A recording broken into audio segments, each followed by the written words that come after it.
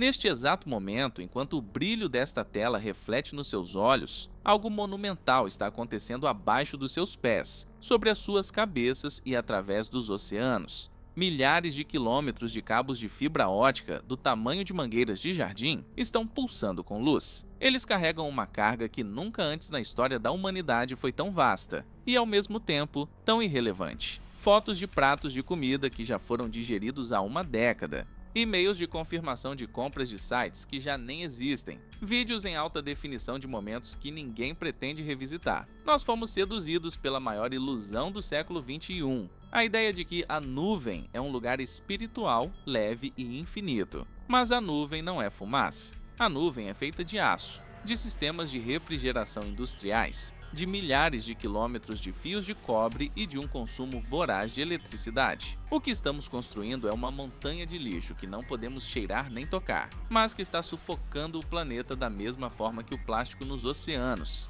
Bem-vindo à era do lixo invisível. Para entendermos como chegamos aqui, precisamos voltar ao tempo em que o dado era precioso. Nos anos 60 e 70, o armazenamento de dados era uma barreira física e econômica intransponível para o cidadão comum. O IBM 305 Hamac, o primeiro computador com disco rígido, pesava mais de 1 tonelada e tinha a capacidade de armazenar apenas 5 megabytes. Isso é menos do que uma foto de alta resolução hoje em dia. Naquela época, cada bit contava. Os programadores escreviam códigos pensando em economizar cada caractere, porque o espaço era o recurso mais caro da computação. O ato de guardar algo era uma decisão consciente, estratégica e muitas vezes cara. Com o passar das décadas, assistimos a uma das transformações mais agressivas da economia moderna, a Lei de Moore e o colapso do custo do armazenamento. O que antes custava milhões de dólares passou a custar centavos. Essa abundância criou uma mudança psicológica profunda na nossa espécie. Deixamos de ser curadores da nossa própria história para nos tornarmos acumuladores compulsivos de sinais digitais. A transição do físico para o digital foi vendida como uma vitória ecológica.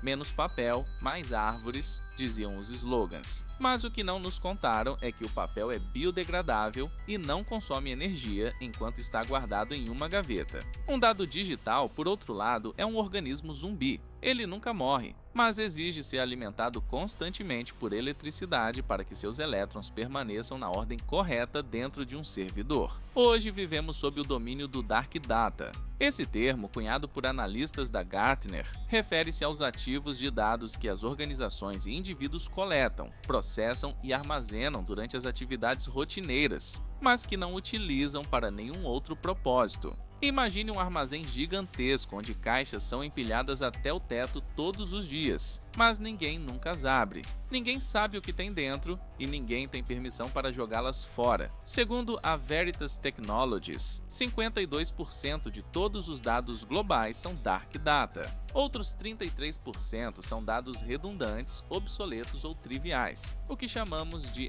ROT.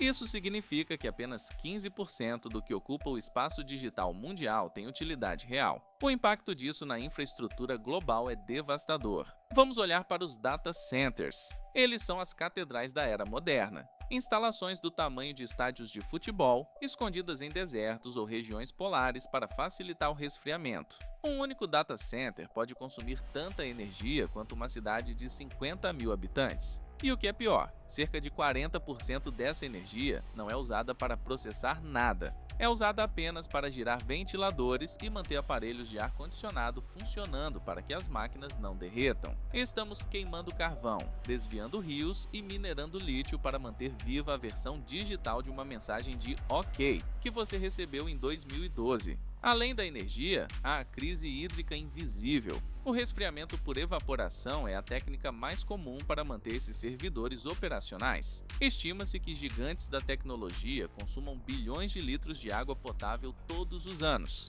Em cidades dos Estados Unidos e da Europa, já existem conflitos entre residentes locais e empresas de tecnologia, porque o data center vizinho está secando os lençóis freáticos da região para resfriar os servidores que guardam os backups dos nossos vídeos do TikTok. toque. É uma troca bizarra. Água potável, um recurso mais essencial para a vida biológica, em troca de armazenamento para lixo digital, o resíduo mais inútil da vida moderna. E por que não deletamos? A resposta está na arquitetura das plataformas. Para o Google, o Facebook ou a Amazon, o seu dado, mesmo o lixo, é valioso. Ele serve para treinar algoritmos, para mapear comportamentos antigos e para garantir que você nunca saia do ecossistema deles. Eles nos deram armazenamento ilimitado para nos tirar o hábito de limpar. Quando você não precisa limpar sua casa, você para de perceber o lixo acumulado nos cantos. A interface limpa e branca dos nossos smartphones esconde o necrotério digital que carregamos no bolso. Mas há uma consequência ainda mais sombria: a segurança cibernética. O Dark Data é o paraíso dos hackers. Empresas acumulam bancos de dados com informações de clientes que já nem são mais clientes, ou registros financeiros de décadas atrás. Quando ocorre um vazamento, esses dados mortos se tornam armas vivas. O lixo digital não é apenas um peso ecológico, é uma falha de segurança estrutural que expõe a privacidade de bilhões de pessoas, porque ninguém teve a coragem de apertar o botão de deletar. Se você pudesse visualizar o seu lixo digital, ele não pareceria uma pasta no computador.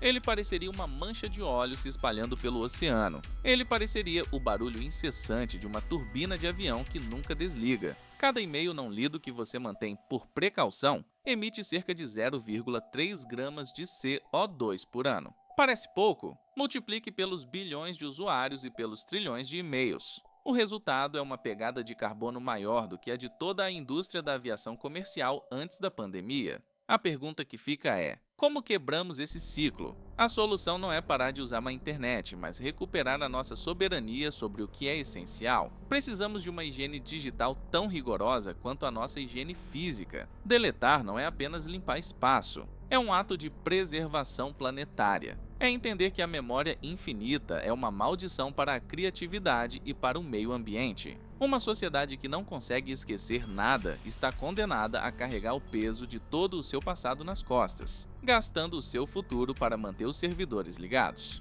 No final das contas, o lixo digital é o espelho da nossa exaustão. Estamos tão ocupados produzindo sinais que esquecemos como selecionar o que realmente importa. Ao fechar este vídeo, faça um exercício. Vá até a sua galeria ou sua caixa de entrada. Escolha 10 coisas. Não 10 coisas importantes, mas 10 pedaços de lixo. E delete-os. Sinta o peso invisível diminuir. Pode parecer um gesto simbólico, mas no grande esquema das coisas, a única forma de derrubar uma montanha é removendo uma pedra de cada vez. O infinito tem um preço. E agora você sabe exatamente quem está pagando a conta.